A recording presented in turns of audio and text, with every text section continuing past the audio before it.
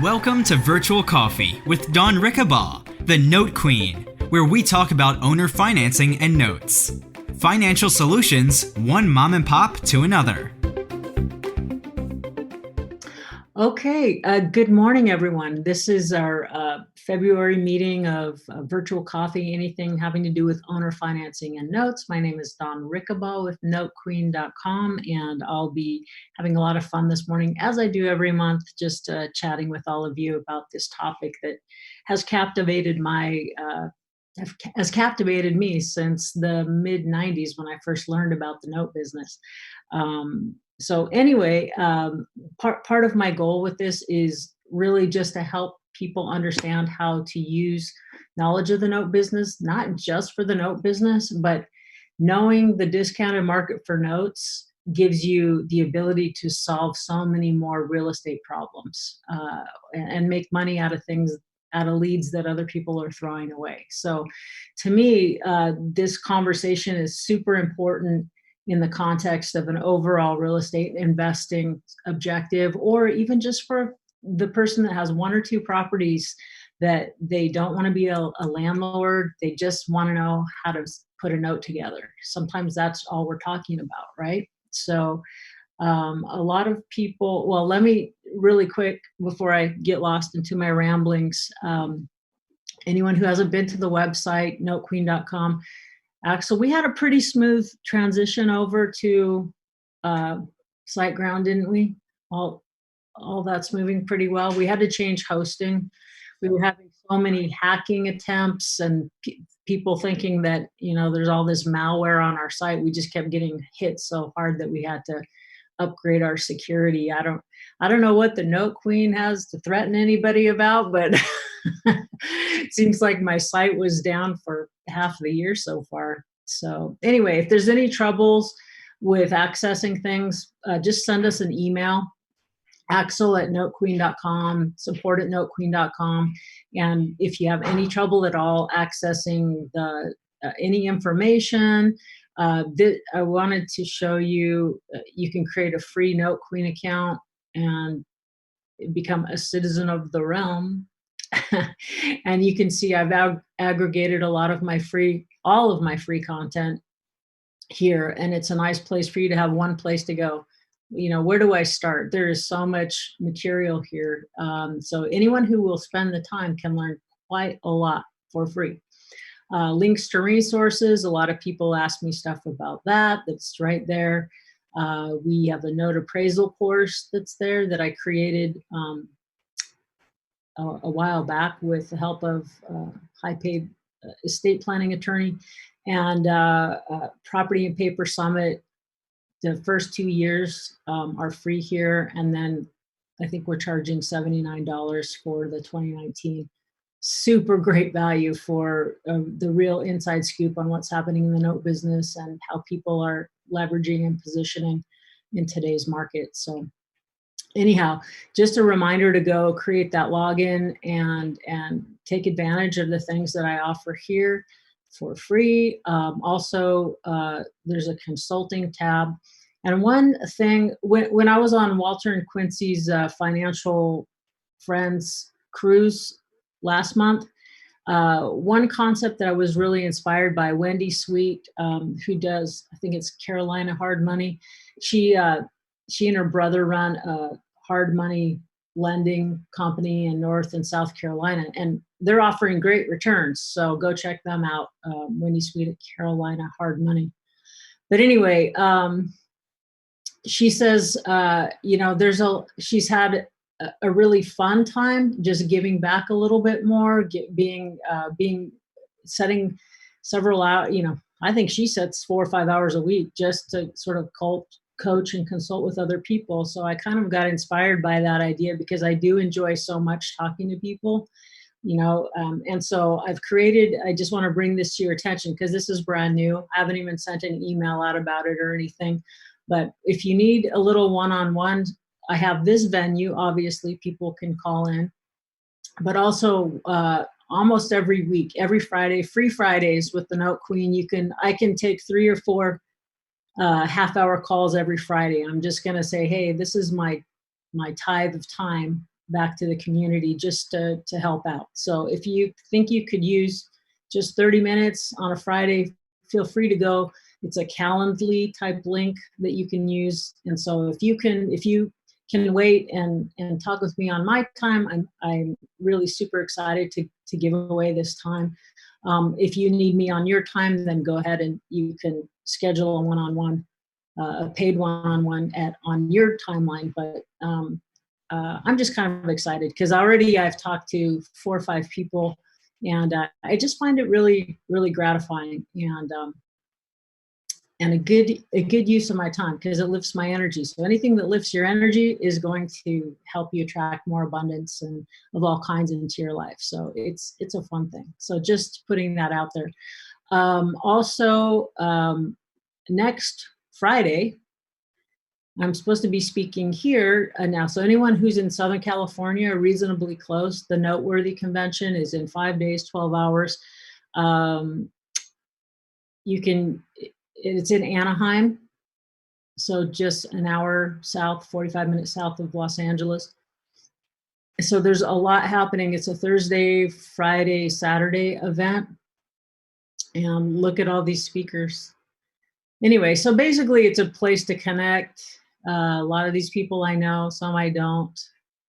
But anyway, and I wanted to show you this. I had Aaron, who is scheduling this, and let's see if I can get it up here. Their general admission is listed here at $497, but he gave me a discount code. I think I'll put it out in an email, but I think promo code. Okay, let me see if it's there. Oops. I have the wrong promo code. Anyway, there's some sort of promo code where you can come for $97 for 3 days just to hang out and network and get a little glimpse into the note business, whether you're a beginner or just experienced and wanting to deepen your connections, because it's really a relationship business. The note business, like every other thing, is changing quite rapidly.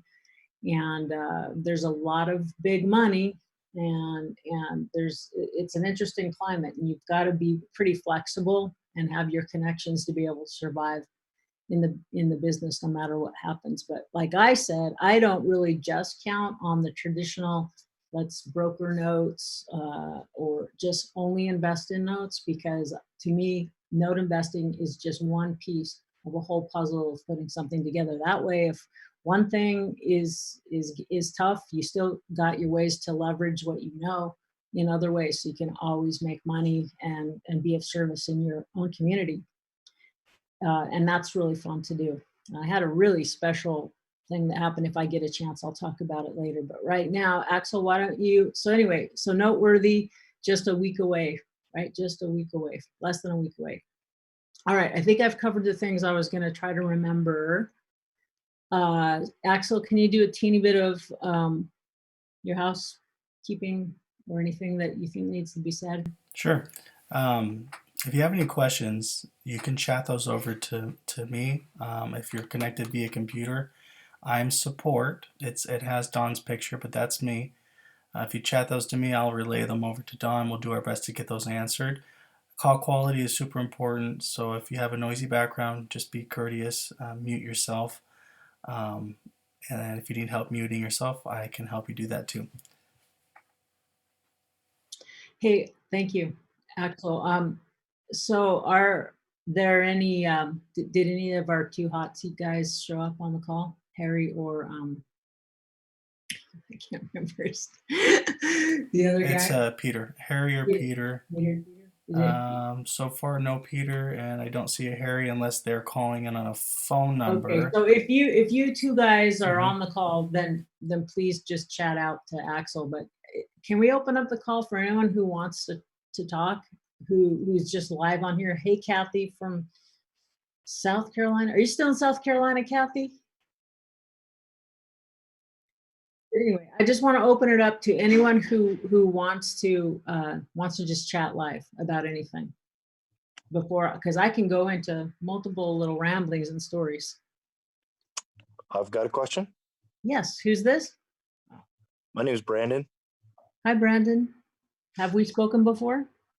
We have not. I've been following these little coffee chats for quite a while. Welcome. Well, thank you for being with us. What do you want to chat about this morning? I have a question about wraps. Mm-hmm. I'm in the process of, well, I bought a house, I've rehabbed it, and I wanted to do a seller finance deal on it. But in order to pull my money out, I used a HELOC to buy the house and rehab it.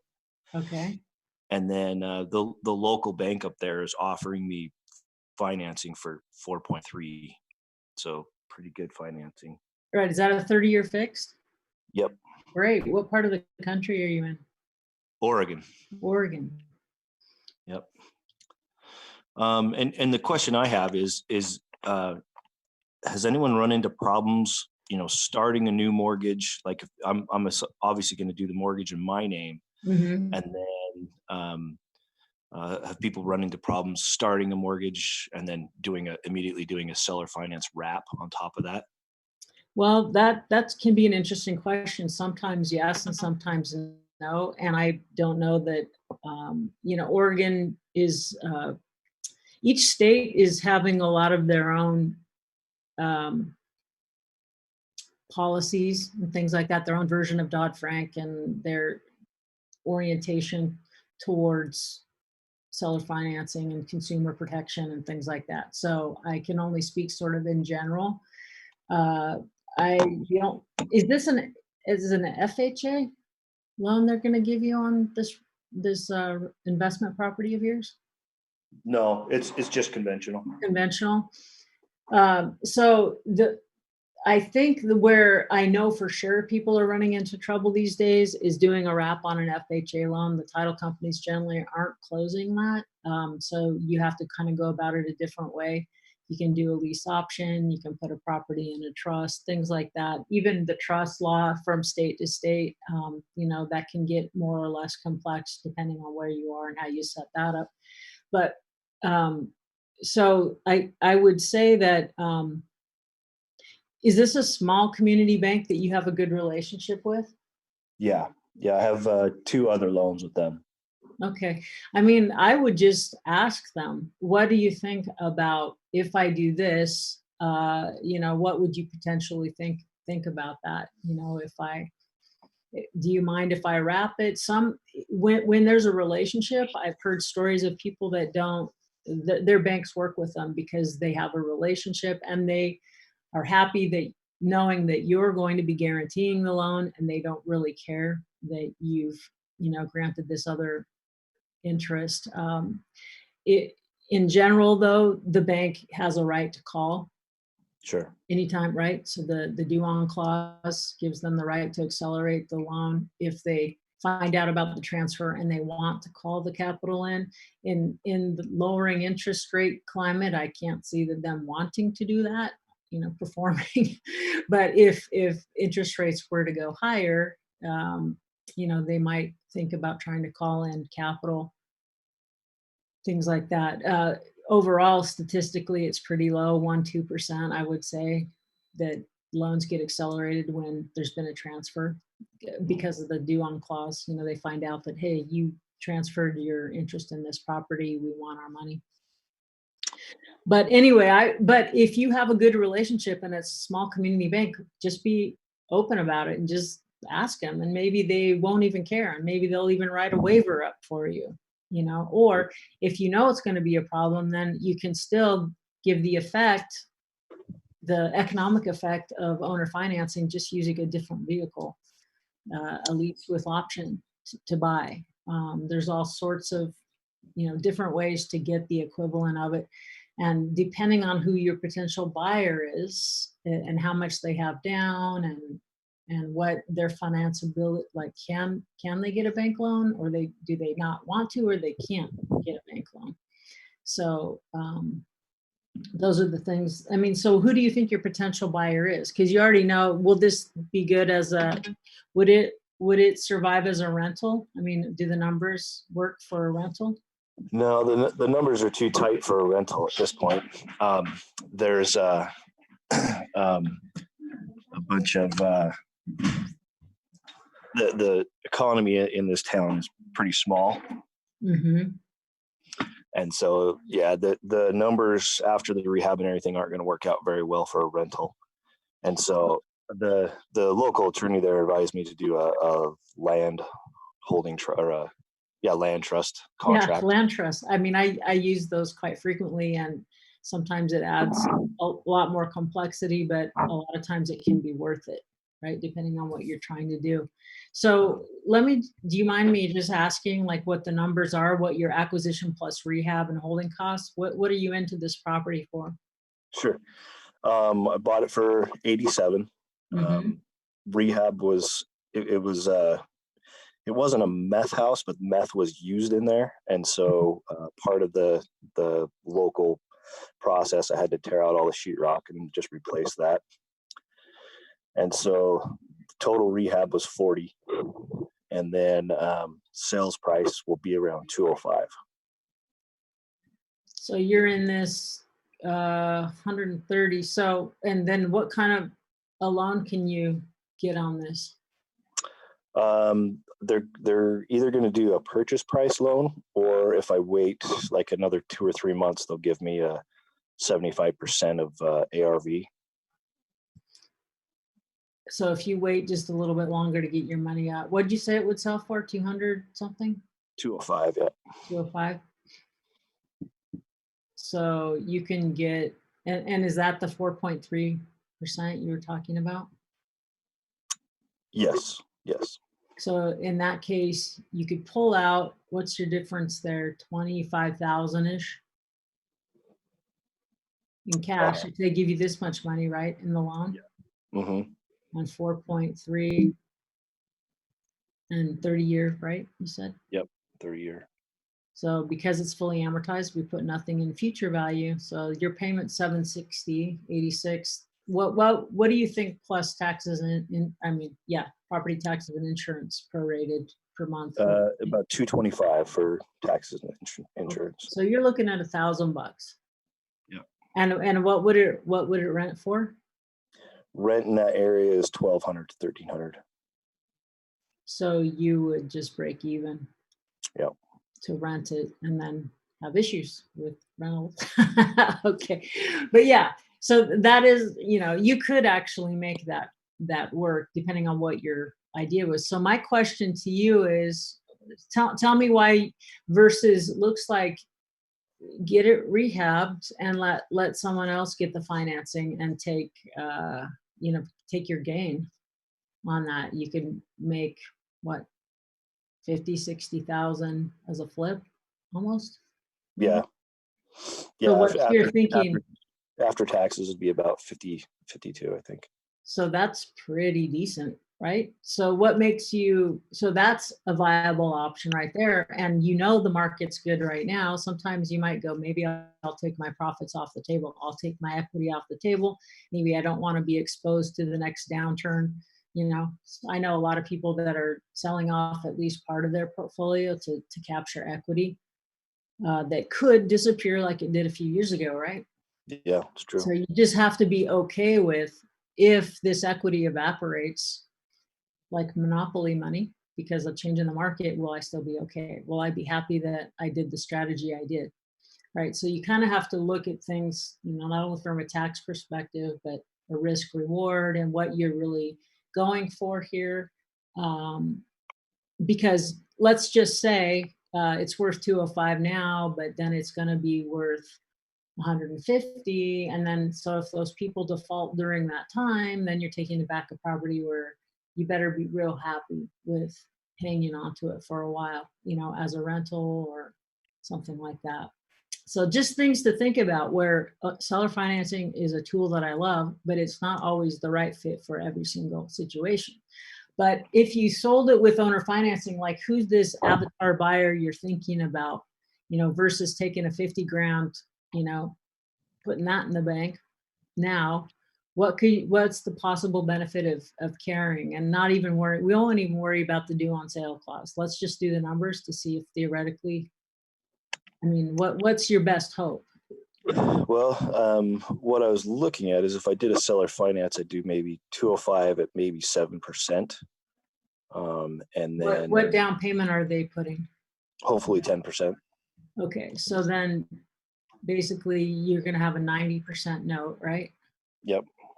And so someone who can put down 20,000, do you think they are the type of people that would pay 7% or could? So, because if that's that's a what, 3-point margin? Not Yeah. quite. Yeah. Can they afford that?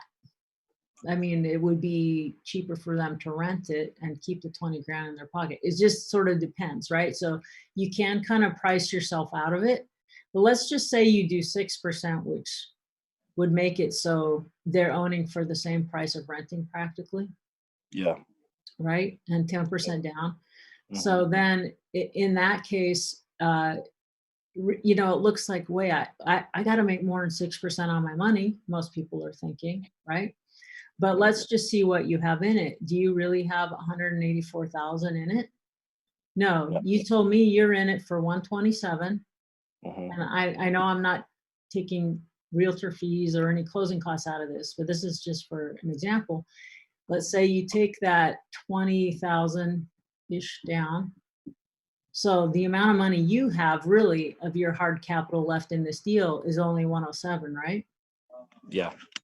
So then your effective yield on that part, not even counting that you're leveraging other money. So this will even make it more. So now, even though the face rate on the note's 6, your effective yield's 12%. Now, and it's a really safe thing. You know the property, you've rehabbed it, you'd be comfortable getting it back if you had to. It's not like Yeah. across the country somewhere to be a pain in the, you know what, if you have to deal with it.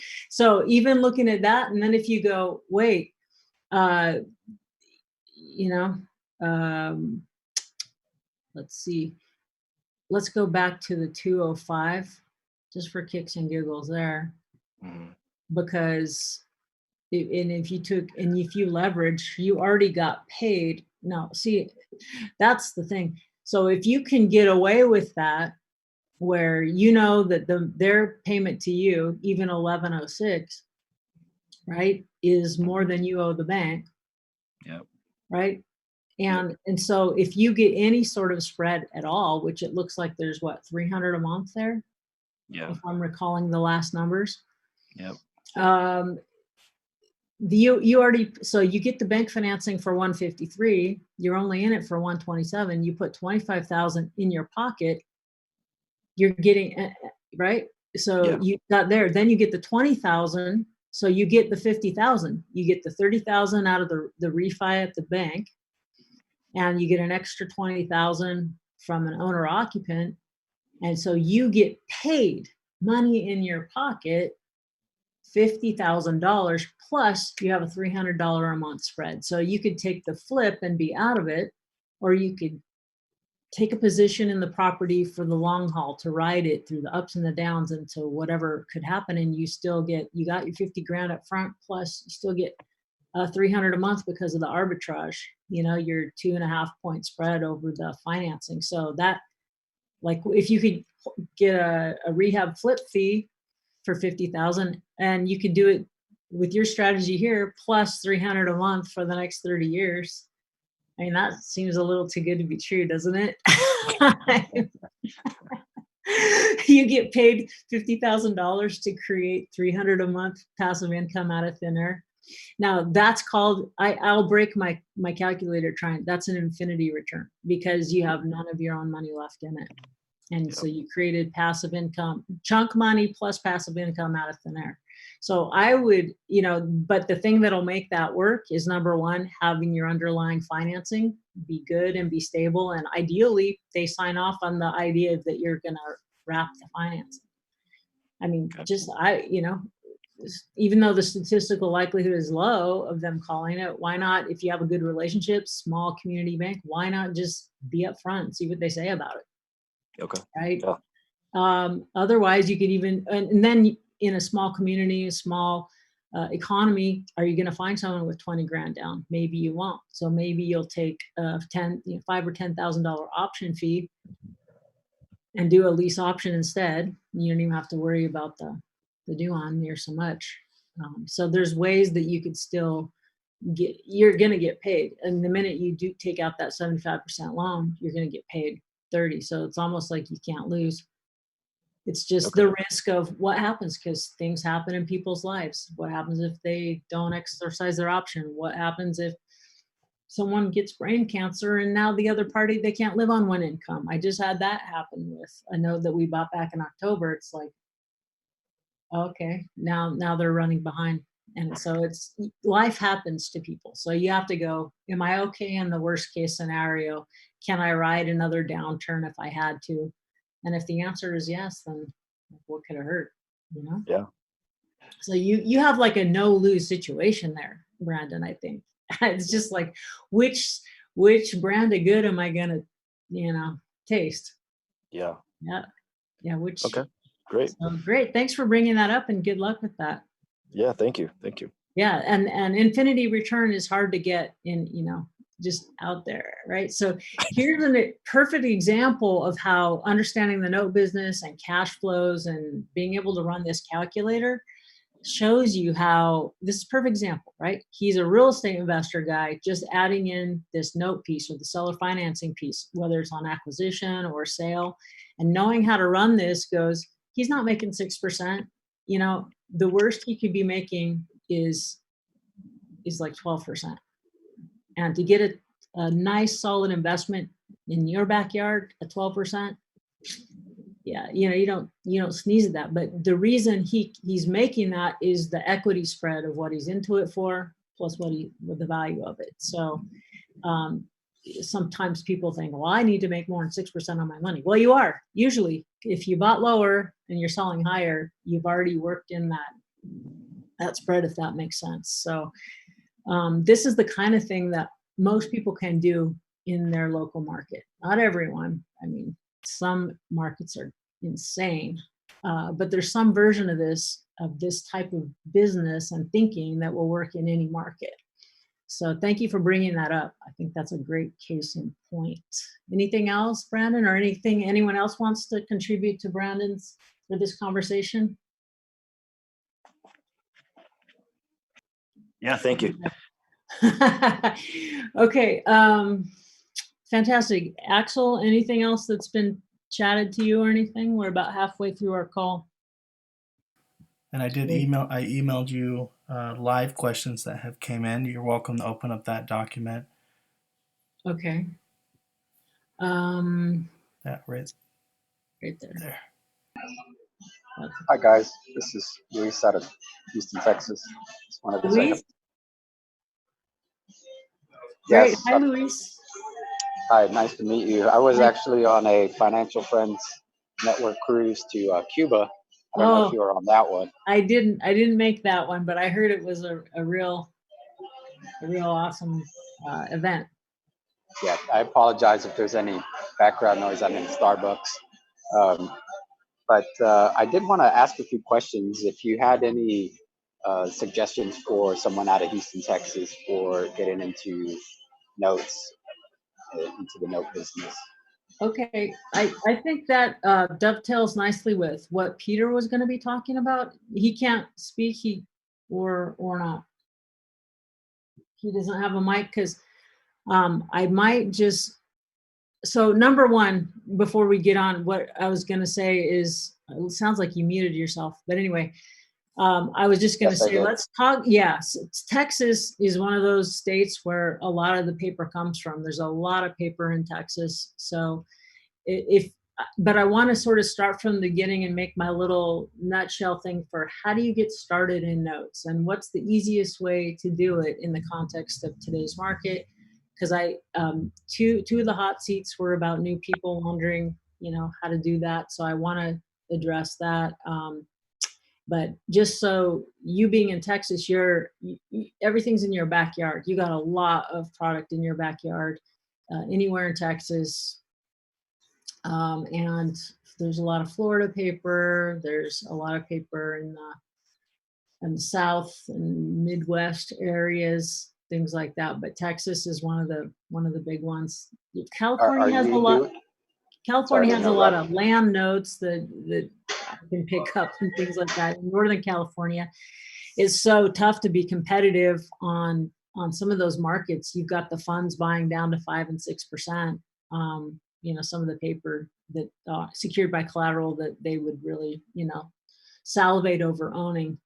So Do anyway, you, do you have any leads out of Texas, and are you doing any joint venture or interested in any joint venturing out of yeah, Texas? so I've built my business at partnering with other people, because by the time I figured out from being a W-2 nurse employee to being a relatively successful, having something happen, entrepreneur in the note business, by the time, I had none of my own money left to invest, because I'd spent all the money in that transition, kind of carving my own path out in it. So in a way, I thought that was sad at first. I said, man, if I had just known what I knew then, I could have just taken the money we had and started investing in notes. But your path is your path. So, but it turned out to be a blessing in disguise, because other partners and friends of mine wanted to invest, but they didn't want to create the leads or do the deal or the elbow grease of what happens when things don't go perfectly.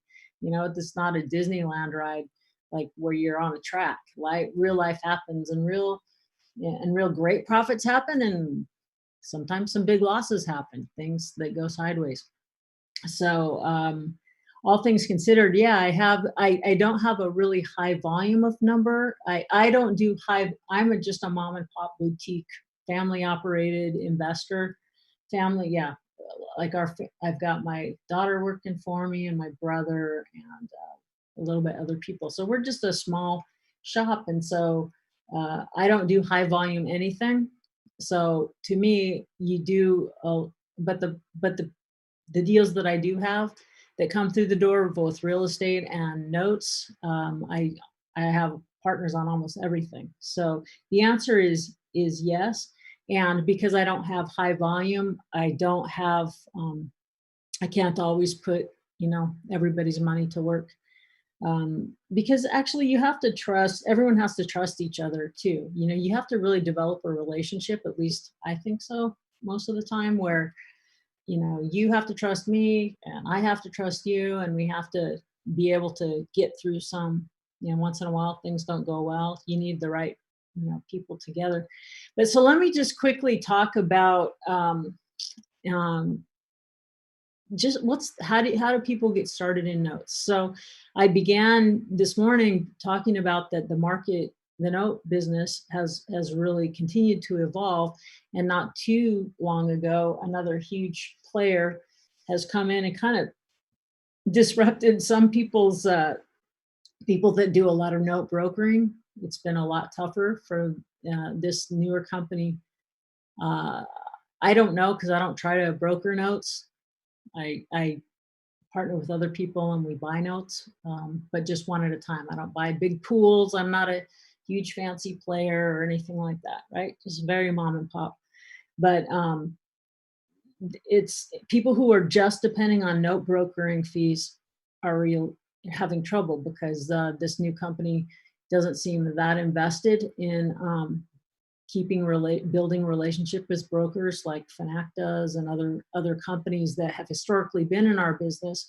This new company is maybe not as supportive of broker relationships. If I'm wrong about that, I apologize, but I've just heard that they have so much money, they're just spending, I don't know, 50,000 a month, whatever it is, getting leads to come into their door, and then they're, buying at really low yields. So if you came in brand new to the business, it's not that you can't do it.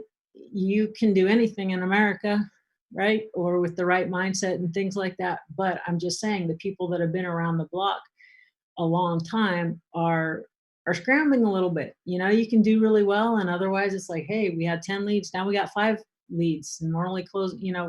Things have shifted a lot. So for someone to come and say, approach the note business like oh, this sounds like a great way that I'm just gonna like make money brokering notes. It's tough out there, just like in the real estate market. It can be tough to find leads.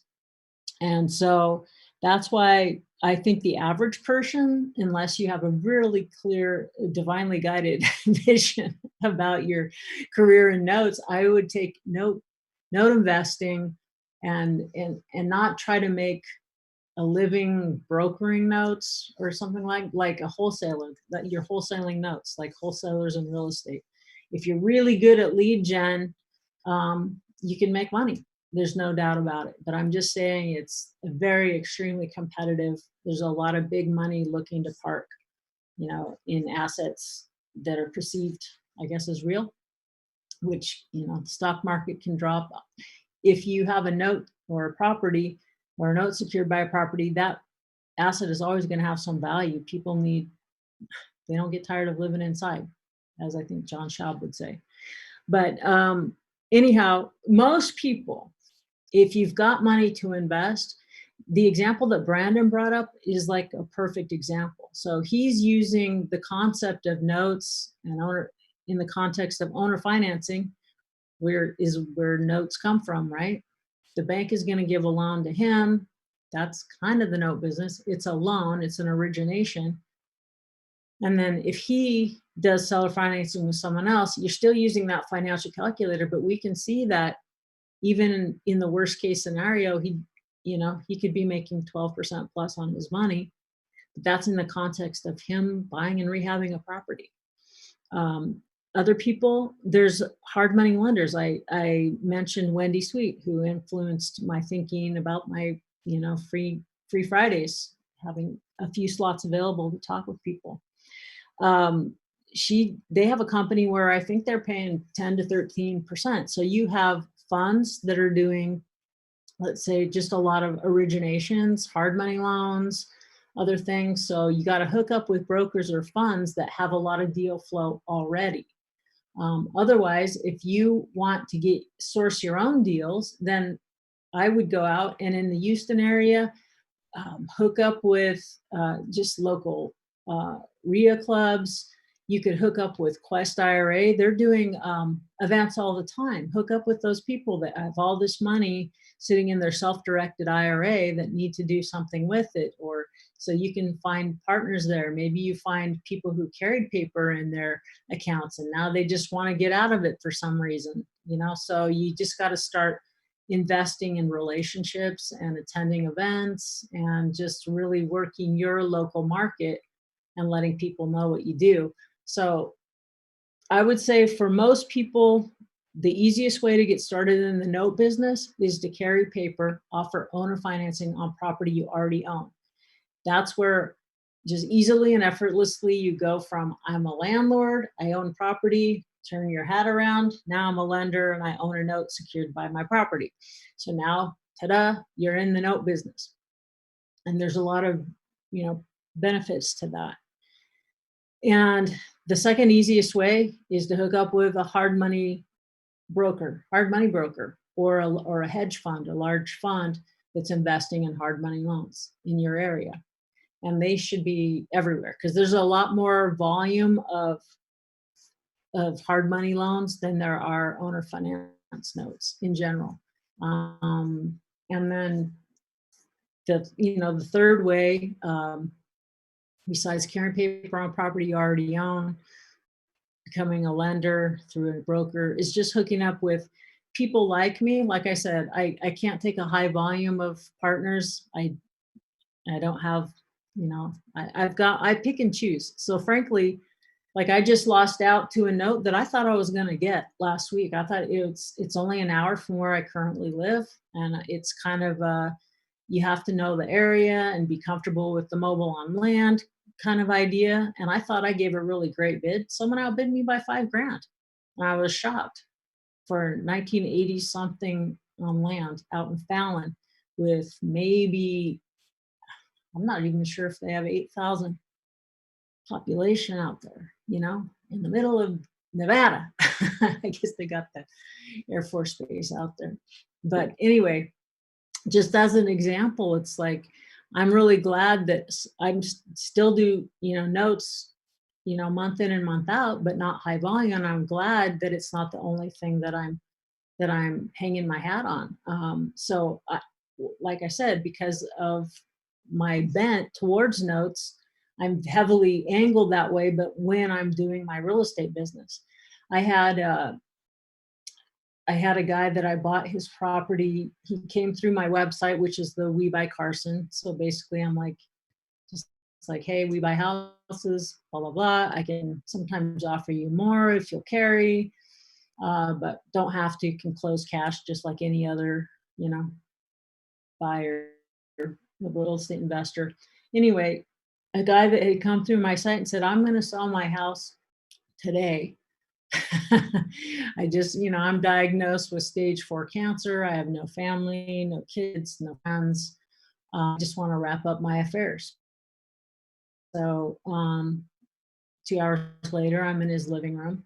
And I said, here's exactly what your house is worth. And if I put 20 or 30 in it, this is what it would be worth.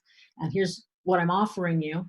And it's lower than probably what someone else would offer you. But the reason I'm asking for this, and it doesn't mean I won't pay more, but here's the reason I'm asking. I said, what's your legacy, John? And he goes, well, I'm just a nobody. I'm anonymous. Nothing matters. I don't have a legacy. That's for people who have kids. And I go, no, John, what's your life been about? And he couldn't articulate it that day. And I go, well, here's the part of the legacy. I want to leave as much as I can in my town. I want to get as many homeowners into homes that are either can't or won't get a loan at the bank, but they're very qualified to be homeowners. I want to turn renters. By the time I'm retiring from my Note Queen career, I want to have created home ownership for as many families as possible in my town. So that's why I'm offering you this price. If you can live with that, great, because then I know I've got this family that has been waiting to get in a home and I know what they can afford. So if you can give your property to me at this price, I can give it to them at that price and everybody wins and I can close in 2 days. I didn't know if I could close in 2 days. Turned out I could, but then I turned around and was able to arrange private financing, long-term private financing for this family. They had a good down payment. And then I think their interest rate 6%. I amortized over 30. So anyway, so I like the note business in context with other things. So I'm closing on a deal this week sometime, I think. Probably it's closing when I'm going to be speaking down south on Friday. Where this is a mobile home in a park, which is its own beast, as many of you would probably know. But a lot of people just can't get together $40,000 to buy all cash, right? So they said, will you carry? And I'm going, yeah, I've been around the block on these mobiles a couple of times. So I said, you've got to be able to come up with 25% down. And if you can put 25% down plus cover all the closing costs, and you can afford $400 a month, which would fully amortize the balance in 10 years, then I will carry for you. And then they were so happy because here's someone who otherwise they can't get into a home. They'll be stuck in renterhood. So I feel good about that. I didn't buy another note. I created my own note. So these days, I would say for most people, it's easier to create your own paper, but it's more work, right? I mean, Brandon, he had to find the house, buy the house, rehab the house, have the relationship for the takeout financing. There's a lot of pieces that came, but he's going to do very, very well. I mean, he's going to create passive income out of nothing. Infinity return. It's going to break the calculator. There's no way to, it just says error, error, error. Infinity return. So anyway, the thing I wanted to mention about this, it was gratifying just for the thing that was important to John was that he was thinking about it. He goes, what matters to me is that, I mean, he says, I could die tomorrow. I don't have that long left. He had this big growth on the side of his neck, even as in all my years of nursing, never seen anything like it. He says, it's slowly strangling me. I can't really eat that much. It's getting hard to swallow. It's going to get hard to breathe here soon. I want to have money in my account soon enough that I can write checks out. And I go, well, did you decide what you care about? And he's going, yeah, Humane Society, because his great love of his life was a shelter dog. And they spent 10 years every day hiking 5 to 10 miles in the local hills. And that was his life. Otherwise, he just said, really, I've lived a pretty boring and tedious life. I'd give myself like a C- or a D, but actually that's only a thought. And a lot of my thoughts haven't even turned out to be true. So, I mean, it was, it was really interesting. And I followed him and helped him move into his hospice room, get some of his items over there. And every day he lived another week after I bought his house. And every day I would go visit him, and he was such an inspiration. So like sometimes the least amount of things that you would expect, like it was already good that I got a property, I closed fast, I made a profit, not as much as I could have, but who cares? I made good money putting a family, which is part of the legacy I want to leave, is I put a family in a home, and they were almost in tears with joy over that. And then I was so inspired by this guy and his unique take on life and how positive and practical he was about wrapping up his affairs the last week of his life, that I mean, it put me on this whole trajectory of just like I've been wondering. For me, I've missed patient care. Even I haven't been in patient care for years because I've been doing the Note Queen gig, right? But I've sort of missed aspects of it. So it's like I'm hooked up with this hospice company so that, like, I don't know, a couple, 3 hours a week, I can just go in and just made me realize there's a lot of people that die alone, so to speak. They don't have friends and family, and it's just, I don't know. So the thing, when you're doing things in your local community, and if you can get excited about these kind of things, so now I just want to go step and repeat. I want to actually put a really awesome deal together with all the little tips and tricks that I've gained over the years. And I also want to have really meaningful, powerful, deep, uh, life-changing connections with people. I don't know why I decided to say that. But anyhow, Luis, do you have any comments or further questions on what I was just saying? Or Peter, if you're still there? Yes, I'm still here, and I appreciate the explanation. I actually did my first one last year, where I did exactly what you said. I sold one of my existing properties. Mhm. It's actually one that flooded over here in Houston when we had our big flood, Right. and I wanted to learn, the note side of it, and I had someone kind of give me a good guidance. Mhm. I got through it. I learned a lot. Took some bumps in the head as I was going through it. I am using a servicing company, and I did do the RMLO. Mhm. So I'm just kind of dotting my I's and crossing my T's, as they say, and very happy with the rate that I have it at and the term, and I'm no longer having to do the property management on the property, and I'm still getting Right. the passive income, which is what I really wanted. I do get about 1 to 2 letters per quarter from no buyers. Yeah, Right. this is just me, but it doesn't make a lot of sense to sell at a discount, at least in my position currently. So, Right. it's good to know that someone will buy it, but I'm not interested in selling that. And this year, I just want to replicate the process, and instead of going solo as I've been doing for so many years, I'm trying to do more partnering with the right people. Right. And right now I'm actually doing study courses on more of the phone marketing and Facebook social media marketing. So it's going to be my strategy moving forward. But if you have some tips on that, I'd love to hear that. Of course, the lead generation is one of the the big topics. Yeah, really. It's all about the leads, because when there's only so being educated, you have to know how to navigate. But really, after that, it comes down to you got to get that phone to ring and you got to be able to close the deal. So it's like almost any other business in that way. Ultimately, comes down into marketing and sales and relationships. So yeah, especially if you're like, hey, I'm the investor and I'm bringing in my investing partners with me.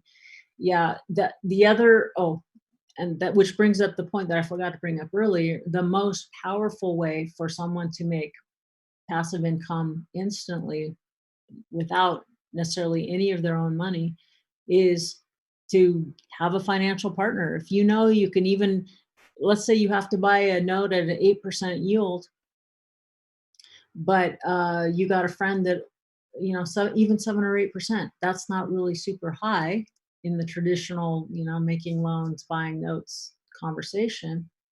But if you have capital, if you got someone who's making 1% and you say, I can give you 4 or 5 if you'll partner with me on this deal, you have insta passive income. So actually, for a lot of people, besides uh, carrying paper or being owner finance property they already own, is your next most powerful way to get it started investing in notes is to develop cheap capital friends, partners. Because you could, gosh, if they will only need 3% on their money, well then, gosh, you can do really well making loans or buying yields down to 5 and 6%. It all comes down to your cost of capital. So most people, if they want to get passive income, spend your time developing capital partners. That's probably the most profitable thing to do, is your own capital partners, not the greedy ones, not people like me who know what I can make over the years, not the people going to the real estate investment clubs.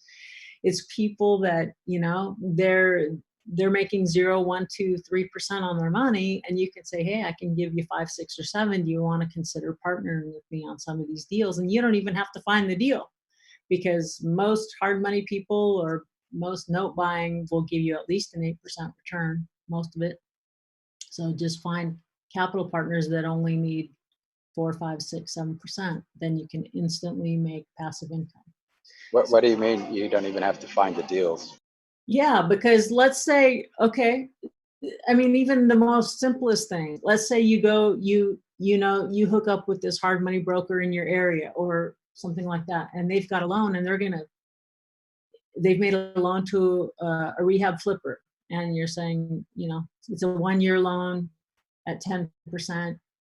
So let's just say you just took they're going to sell it par to you at 10%, and you don't have the money, you don't have the 100 grand they need for the loan. But what if your friend is okay with 8%, and you just say, well, I'll put in the first 1,000 or whatever dollars, and you put up the $99,000, and let's do this investment together. If they're happy with 8 or 9%, you're just taking the lead from the hard money broker. They're paying you 10, right? So if they're paying, let's say this is $100,000 note, a loan, just with the local hard money. It's not hard to find these people everywhere, right? You and my friend Wendy Sweet, they're paying 10 to 13%, I think, in their fund, and they're just doing a bunch of hard money loans. They've been in business a long time. So if they're paying 10%, and recall this, so let's interest only, meaning that the balloon, there's no principal pay down. So here's they probably charged 3 points for this or something like that. So the monthly, so you didn't even find it. All you did is go to a meeting, pick up the phone, make an office call. You're getting in 833, and your friend who put up the money, if they're happy with 8%, then they only need 666. That's odd. All right, okay. So they only need that. So you can see there's a couple, 200, what is that? $250? What was that? 833? So now you made up, $166 passive income with no money of your own invested. See? So even if you bought a note that was only 6%, And so you're getting $500 in, but what if you have someone who says, I'm tired of making 1% at the bank. So you tell that friend, I'll give you 4%. And out of that $500, they only need 333. So you still get $160 plus passive income out of thin air. So leveraging cheaper money you don't even have to find the deals. You just have to cultivate your money partners. So now that's a whole different skill set, but actually most people will make more money cultivating their financial partners. It's all about the cost of capital, either whether you're buying and holding real estate or trying to buy notes.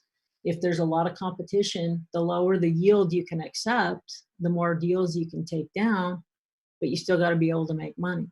So does that make sense? Yes, and hopefully on one of these Fridays, I can talk to you more about that.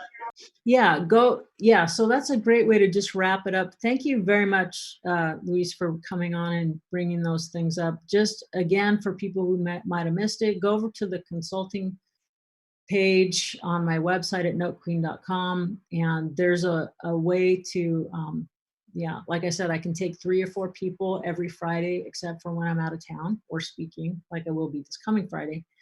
So you can have, sign up to have a spot, a 30-minute chance to talk. And I get a lot out of it. I learn a lot from the people that come on the call, and it helps me know what's really happening out there in the world too, other parts of the country and things like that. So anyway, thank you again to all of you. I just want to remind you to use your powers for good and to go out there and create financial solutions, just one mom and pop to another. Until next time, you guys take care. Thank you. Bye-bye. You've been listening to Virtual Coffee with Dawn Rickabaugh. For more, please visit notequeen.com.